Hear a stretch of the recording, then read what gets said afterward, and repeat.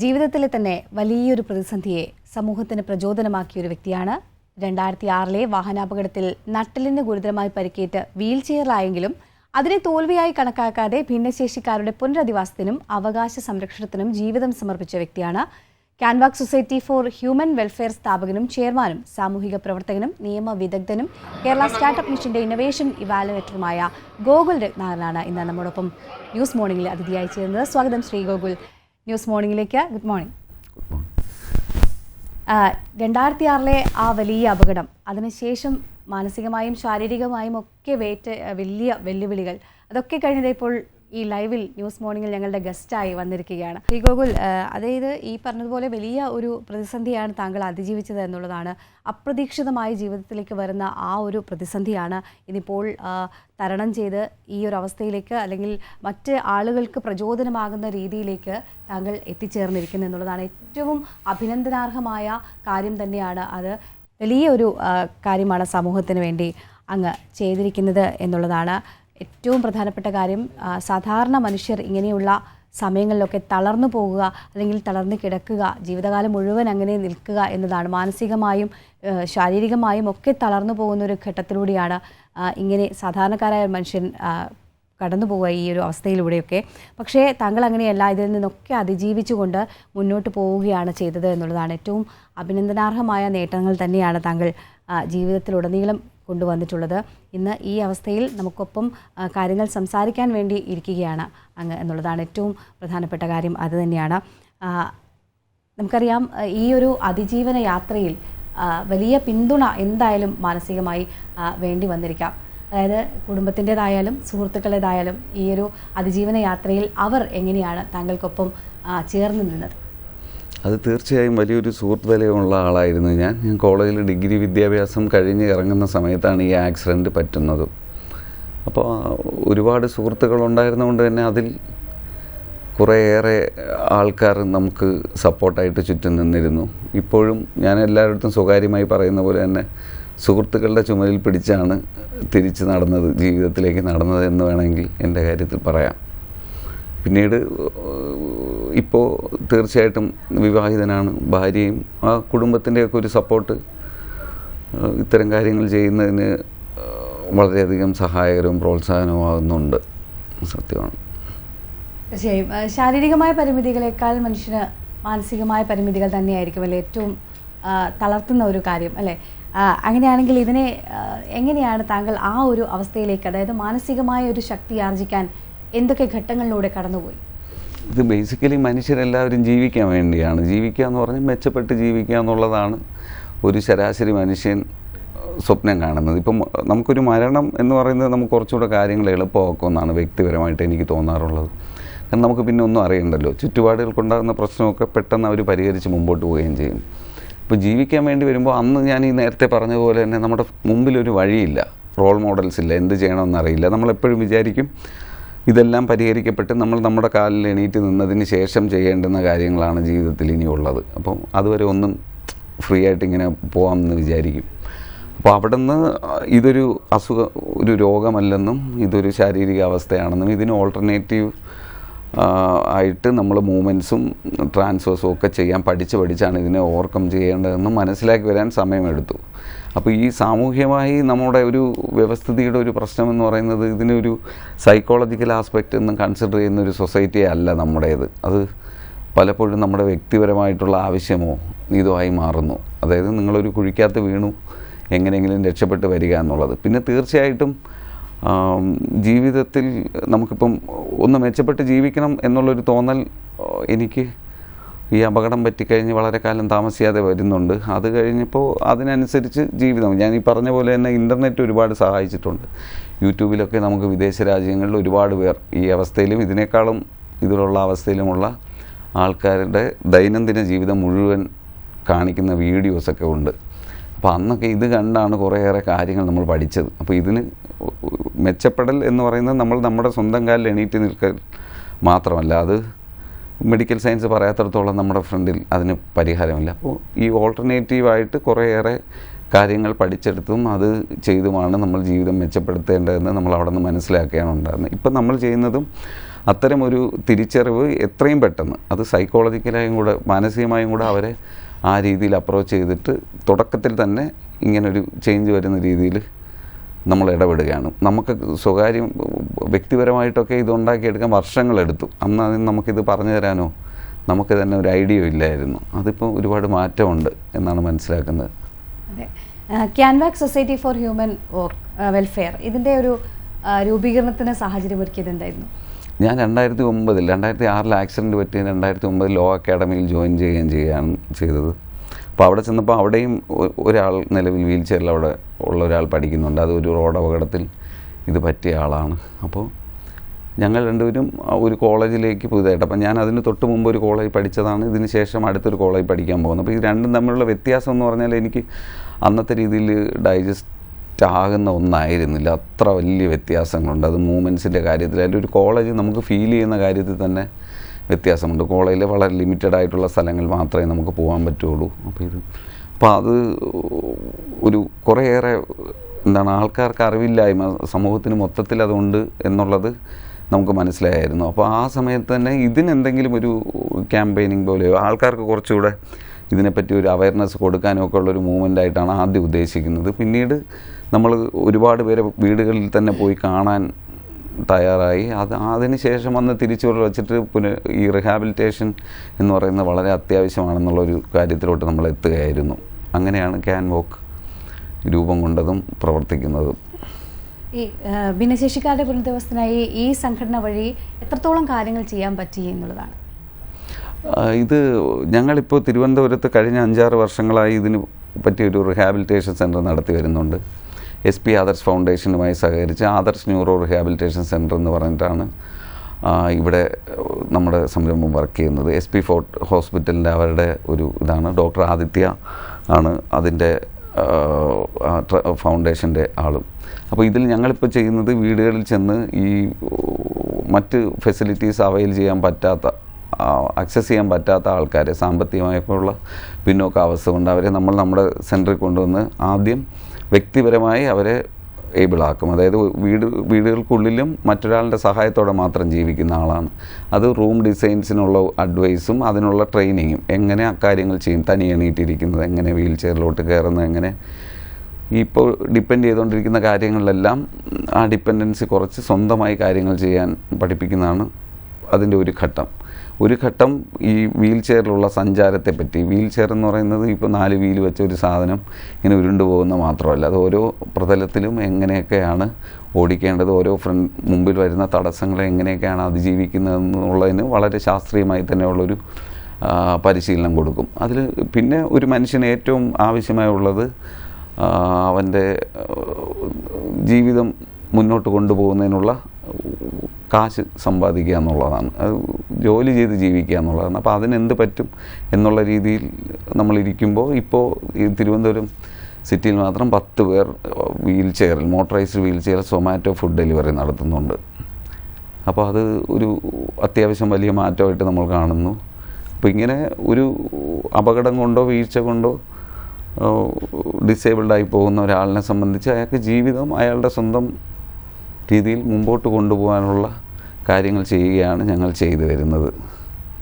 കണ്ടിട്ടുണ്ട്, തിരക്കേറിയ റോഡിലൂടെയൊക്കെ ഈ സൊമാറ്റോ പോലുള്ള വീൽ ചെയറിൽ പോകുന്ന ആളുകളെ കണ്ടിട്ടുണ്ട്. അപ്പോൾ ശരിക്കും പ്രചോദനമാവുകയാണ് അങ്ങനെയുള്ള വ്യക്തികളൊക്കെ തന്നെ. ഇത് ഒരു കാര്യം കൊണ്ടുണ്ട്, ഇത് ആരെയും പ്രചോദിപ്പിക്കാനൊന്നും വേണ്ടി നമ്മൾ ചെയ്യുന്ന കാര്യങ്ങളല്ല.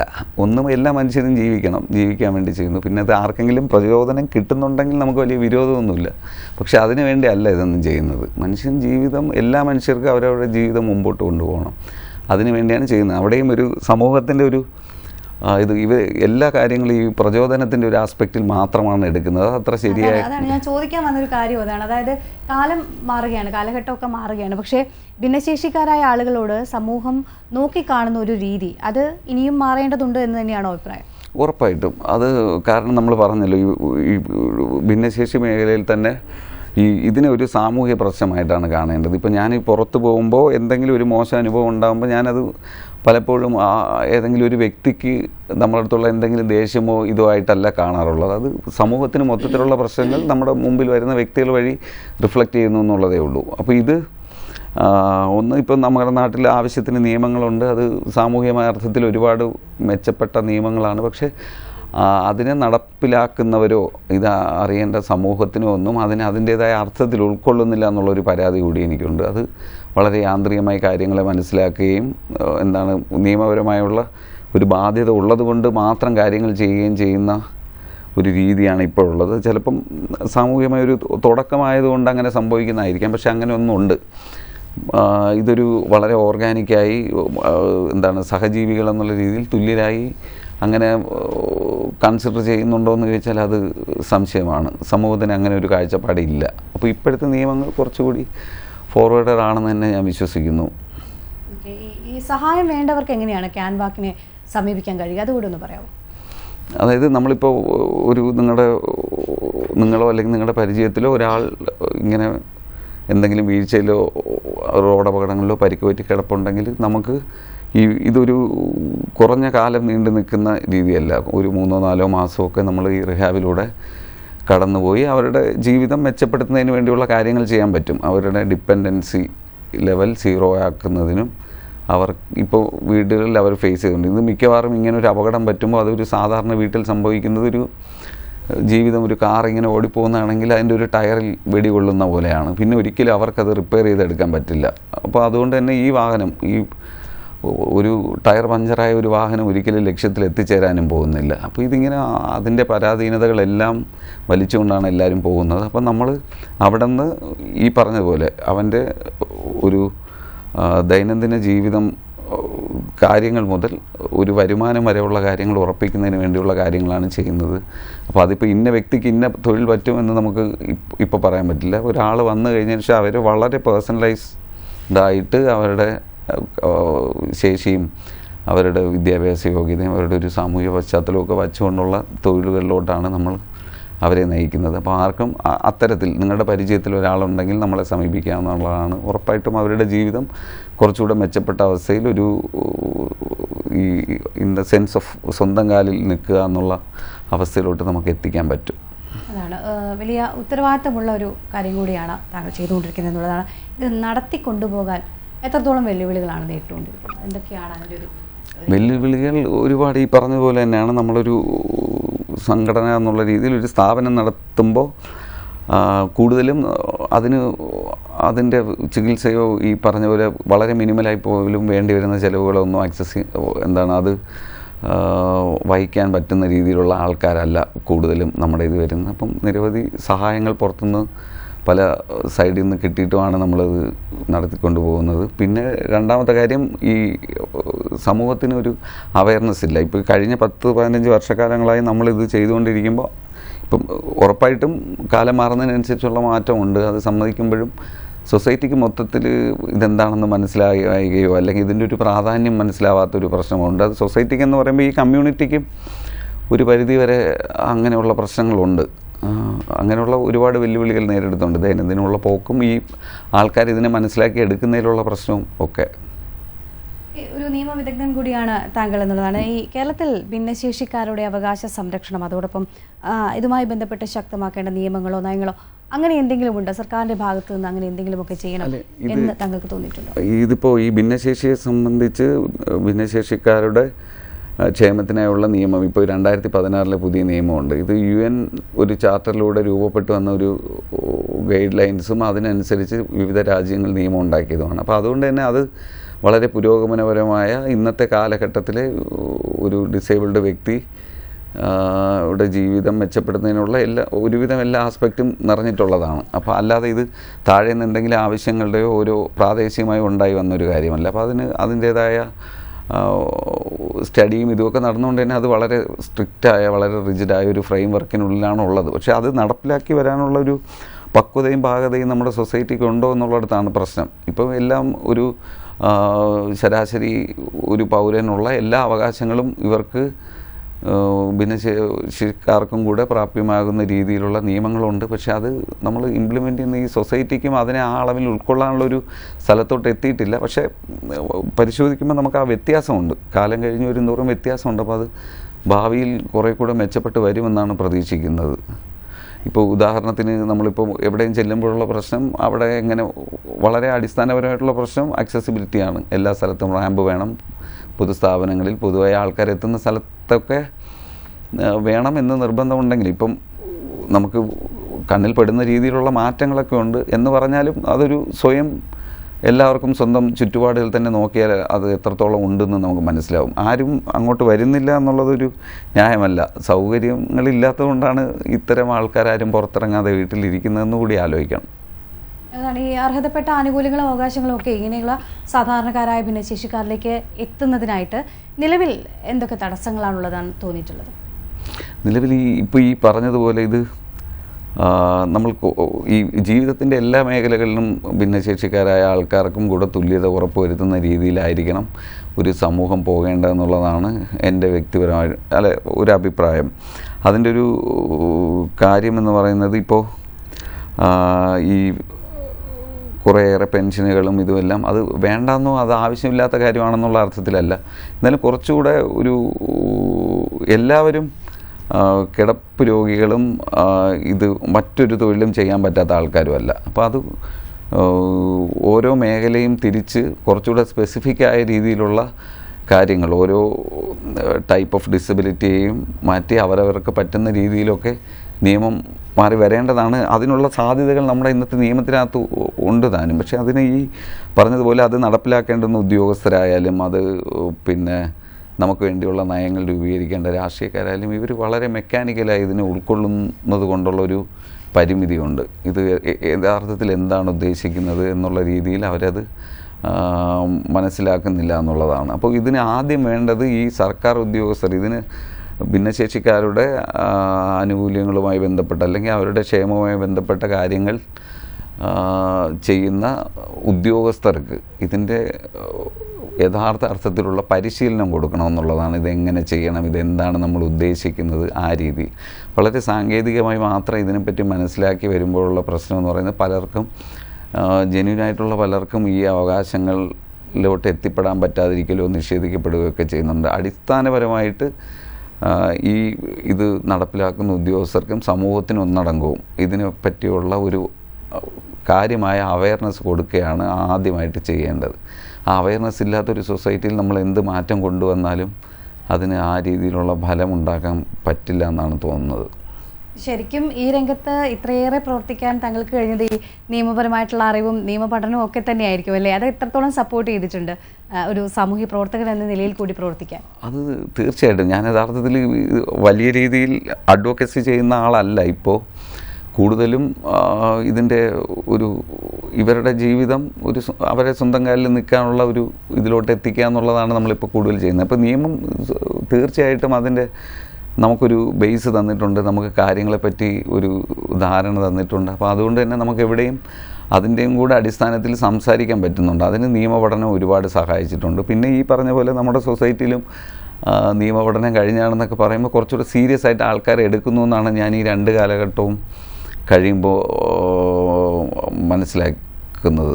കുറച്ചുകൂടെ സീരിയസ് ആയിട്ട് എടുക്കും നമ്മൾ പറയുന്നതൊക്കെ.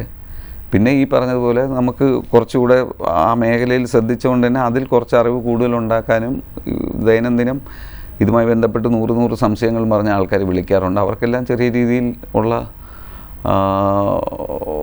അഡ്വൈസ് കൊടുക്കാനും അല്ലെങ്കിൽ ഗൈഡ് ലൈൻസ് എങ്ങോട്ടാണ് ആരെയാണ് സമീപിക്കേണ്ടതെന്നൊക്കെ പറഞ്ഞു കൊടുക്കാനും ഒക്കെ പറ്റുന്നുണ്ട്. ഇങ്ങനെ ഈ സമൂഹം ആഗ്രഹിക്കുന്ന ചില കാര്യങ്ങളിൽ നമുക്ക് ഇടപെടാൻ ഈ നിയമപഠനം എന്നെ സഹായിക്കുന്നുണ്ട്. കേരള സ്റ്റാർട്ടപ്പ് മിഷൻ്റെ ഇന്നൊവേഷൻ ഇവാലുവേറ്റർ എന്ന പദവിയിലേക്ക് കൂടി അതിൻ്റെ ഒരു അനുഭവം എങ്ങനെയായിരുന്നു? എങ്ങനെയാണ് ആ ഒരു ഇതിലേക്ക് എത്തിച്ചേർന്നത്? അതായത് സ്റ്റാർട്ടപ്പ് മിഷൻ്റെ കൂടുതലും ഈ അക്സസിബിൾ ഡിവൈസസ്, അസിസ്റ്റീവ് ഡിവൈസസ് ഒക്കെ ഉണ്ടാക്കുന്ന സാധനങ്ങളുടെ അതിലൊരു ആ വിഭാഗത്തിൽ നിന്നുള്ള ആളെന്നുള്ള രീതിയിൽ അതിൻ്റെ ഉപയോഗത്തെ സംബന്ധിച്ചും അത് ഈ കമ്മ്യൂണിറ്റിയിൽ വരുത്തുന്ന മാറ്റങ്ങളുമൊക്കെ ഇവാലുവേറ്റ് കണക്കിലെടുത്തുള്ള അഭിപ്രായങ്ങൾ പറയുക എന്നുള്ളതായിരുന്നു അതിലുണ്ടായിരുന്നത്. അത് തീർച്ചയായും വ്യത്യസ്തമായ ഒരു അനുഭവമായിരുന്നു. നമ്മുടെ നാട്ടിലെ യുവതലമുറയിൽപ്പെട്ട പലരും പുതിയ ഈ അസിസ്റ്റീവ് ഡിവൈസസ് നമ്മുടെ ജീവിതം, ഡിസേബിൾഡ് ആയവരുടെ ജീവിതം കുറച്ചുകൂടി മെച്ചപ്പെടുത്തുന്നതിന് വേണ്ടിയുള്ള കണ്ടുപിടുത്തങ്ങളോ നടത്തിക്കൊണ്ടുവരികയും അതിൻ്റെ തുടക്കം കാലത്ത് തന്നെ നമുക്ക് നമ്മുടേതായ രീതിയിൽ വളരെ പ്രായോഗികമായ തലത്തിൽ അതിൻ്റെ അതുമായി ബന്ധപ്പെട്ട് അതിൻ്റെ കുറേ അഭിപ്രായങ്ങളോ നിർദ്ദേശങ്ങളോ ഒക്കെ പറയാനും പറ്റിയിരുന്നു. അപ്പോൾ അത് നമുക്ക് പലതും വളരെ വ്യത്യസ്തമായ അനുഭവമായിരുന്നു. പുതിയ പുതിയ കണ്ടുപിടുത്തങ്ങൾ, അതിൻ്റെ തുടക്കത്തിൽ തന്നെ നമുക്കതിൻ്റെ നിർമ്മാതാക്കളും അല്ലെങ്കിൽ ആ ഐഡിയ ഉണ്ടാക്കിയ ആളുമായിട്ടും നേരിട്ട് തന്നെ സംസാരിക്കാനും നമ്മുടെ സംശയങ്ങൾ തീർക്കാനും നമുക്കെന്തെങ്കിലും നിർദ്ദേശങ്ങൾ കൊടുക്കാനും ഒക്കെ സാധിക്കുമായിരുന്നു. അതിപ്പോൾ ഏതെങ്കിലും ഒരു ഇതൊക്കെ കിട്ടിയാൽ നമ്മൾ ഒരുപാട് പേരെടുത്ത് അന്വേഷിക്കും, ഇങ്ങനൊരു സാധനം വന്നു കഴിഞ്ഞാൽ നമുക്ക് എന്തായിരിക്കും ഗുണം, നിങ്ങളെന്ത് വിചാരിക്കുന്നു എന്ന് ഈ കമ്മ്യൂണിറ്റിയിൽ നിന്ന് തന്നെ നേരിട്ട് വിവരങ്ങൾ എടുക്കുകയും അതനുസരിച്ച് പ്രവർത്തിക്കാനും ഒക്കെ പറ്റിയിരുന്നു. തീർച്ചയായും ഇതുമായി ബന്ധപ്പെട്ട ഏത് കാര്യത്തിലും ഇടപെട്ട് പ്രവർത്തിക്കുക എന്ന് പറയുന്നത് വ്യക്തിപരമായി അത്യാവശ്യം സന്തോഷം തരുന്ന ഒരു കാര്യമാണ്. ഏതായാലും നമുക്ക് സമയം പരിമിതി ഉണ്ടെങ്കിൽ കൂടി അവസാനമായിട്ട് ഞാനൊരു കാര്യം കൂടി പറയുകയാണ്. അതായത് ഈ പൊതുസമൂഹത്തിൻ്റെ സഹതാപമല്ല, പിന്തുണയാണ് വേണ്ടതെന്ന് സമൂഹം എപ്പോൾ തിരിച്ചറിയും എന്നുള്ളതൊരു ചോദ്യം കൂടിയാണ്. ഈ ഭിന്നശേഷിക്കാർക്ക് സൈക്കോളജിക്കലായിട്ടുള്ളൊരു സപ്പോർട്ട് കൂടി, അതിൻ്റെ കൂടെ വലിയൊരു ആവശ്യകതയില്ലേ? തീർച്ചയായും നമ്മളെല്ലാവരും വളരെ കുറച്ച് മാത്രം പ്രാധാന്യം അല്ലെങ്കിൽ പ്രാധാന്യം കൊടുക്കാത്തൊരു മേഖലയാണ് അവർക്ക് കിട്ടേണ്ടുന്ന ഈ സൈക്കോളജിക്കൽ സപ്പോർട്ടിനെ സംബന്ധിച്ച്. ആദ്യം ഈ ഏത് മേഖലയിലും എന്താണ് പറയേണ്ടത്, നമുക്കിപ്പോൾ എങ്ങനെയാണ് നമ്മൾ ഈ ഭിന്നശേഷിക്കാരനായ ഒരാളിനെ നമ്മുടെ വീട്ടിന് ചുറ്റും ഒരാളിനൊരു അപകടം പറ്റി ഒരു ഡിസേബിൾഡായ ആളായി മാറുന്നു, എങ്ങനെയാണ് നമ്മളിവരെ സപ്പോർട്ട് ചെയ്യേണ്ടത്, എങ്ങനെയാണ് സപ്പോർട്ട് ചെയ്യുന്നത്. ഇപ്പം നിലവിൽ നമ്മളെന്തെങ്കിലും കുറച്ച് സാമ്പത്തികമായ ഒരു സഹായം കൊണ്ടുവച്ചിട്ട് തീർച്ചയായും അവർക്കത് ആവശ്യമായിരിക്കും. പക്ഷെ അതിനും മേലെ എങ്ങനെയാണ് ഇടപെടാൻ പറ്റുന്നത്? ഇപ്പോൾ ഒരാളിന് ഒരാഴ്ചയിൽ ഒരു അരമണിക്കൂർ നീക്കി വെച്ച് അങ്ങനെ 2-3 ആൾക്കാരുണ്ടായാൽ നിങ്ങളുടെ സമീപത്തുള്ള ഒരു ഭിന്നശേഷിക്കാരനോ കാര്യമോ ആയിട്ടുള്ള ഒരു വ്യക്തിയുടെ ജീവിതം എന്നേക്കുമായിട്ട് മാറ്റിയെടുക്കാൻ പറ്റും. അപ്പോൾ അത്തരത്തിലൊരു സമീപനം നമ്മുടെ ആൾക്കാരിൽ നിന്ന് വരണം. നമ്മളിപ്പോൾ നടത്തിക്കൊണ്ടിരിക്കുന്ന ക്യാമ്പയിനുകളും എല്ലാ കാര്യങ്ങളും അതിനും കൂടെ വേണ്ടിയായിട്ടാണ്. അപ്പം ഒരു മാനസികമായി എങ്ങനെയാണ് സപ്പോർട്ട് ചെയ്യുന്നത്? ഇപ്പോൾ നമ്മൾ വെറുതെ ചിരിച്ചുകൊണ്ടിരുന്നാൽ മതി, ഭയങ്കര ധൈര്യശാലിയാണെന്ന് കുറേ പ്രോത്സാഹനമൊക്കെ കിട്ടും. പലരും അതിലങ്ങ് മതിമറന്ന് അവിടെ ഇരിക്കുകയും ചെയ്യും. അങ്ങനെയല്ല മാനസിക സപ്പോർട്ട്. നമ്മളെപ്പോഴും പ്രോത്സാഹിപ്പിച്ചുകൊണ്ടിരിക്കണമെന്നല്ല, അവരുടെ ജീവിതം മുമ്പോട്ട് കൊണ്ടുപോകുന്നതിന് ഏതൊക്കെ രീതിയിൽ ഒരു ധൈര്യം കൊടുക്കേണ്ടി വരും. നമ്മൾ ഇന്നലെ വരെ ജീവിച്ചൊരു സ്ഥലത്തല്ല ഒരു ദിവസം രാവിലെ തൊട്ട് ജീവിക്കുന്നത്. അപ്പം ഇന്നലെ വരെ കൺമുമ്പിൽ വന്നിരുന്ന പ്രശ്നങ്ങൾ അല്ല പിറ്റേ ദിവസം മുതൽ നമ്മുടെ ജീവിതത്തിലേക്ക് വരുന്നത്. അപ്പോൾ അതിന് ഡിഫറൻ്റായ തലത്തിൽ ഒരു സപ്പോർട്ട് ഉറപ്പായിട്ടും കൂടിയേ തീരൂ. അതാണ് സമൂഹത്തിൽ നിന്നും പ്രതീക്ഷിക്കുന്നത്. പക്ഷേ സമൂഹം അത് എത്രത്തോളം മനസ്സിലാക്കുന്നുണ്ടെന്നുള്ളത് ഒരു പ്രശ്നമാണ്. അത് ഏതെങ്കിലും വ്യക്തികളുടെ പ്രശ്നമല്ല, നമുക്കൊരു ഓവറോൾ അവയർനെസ്സിൻ്റെയും അങ്ങനെ ഒരു ധാരണയുടെ ഒക്കെ കുറവുണ്ടാണ്. ഓക്കെ, ഏതായാലും പലരും കരുതും സ്വപ്നങ്ങൾക്കൊരു ഫുൾ സ്റ്റോപ്പ് ഇടുന്നതാണ് ഒരു വലിയ അപകടം. പക്ഷേ അതല്ല, ഉൾക്കരുത്താണ് വേണ്ടതെന്ന് താങ്കൾ തെളിയിച്ചു കൊടുക്കുകയായിരുന്നു. അപകടം ഒരു അവസാനമല്ല, അതൊരു പുതിയ ജീവിതത്തിൻ്റെ തുടക്കമാണെന്ന് കൂടി താങ്കൾ തെളിയിക്കുകയായിരുന്നു എന്നുള്ളതാണ്. ഏതായാലും വളരെയധികം നന്ദി ന്യൂസ് മോർണിംഗിൽ അതിഥിയായി എത്തിയതിന്. എല്ലാവിധ ആശംസകളും നേരുകയാണ്. ഇനിയും ഒട്ടേറെ കാര്യങ്ങൾ സമൂഹത്തിന് വേണ്ടി താങ്കൾക്ക് ചെയ്യാനുണ്ട്. നന്ദി.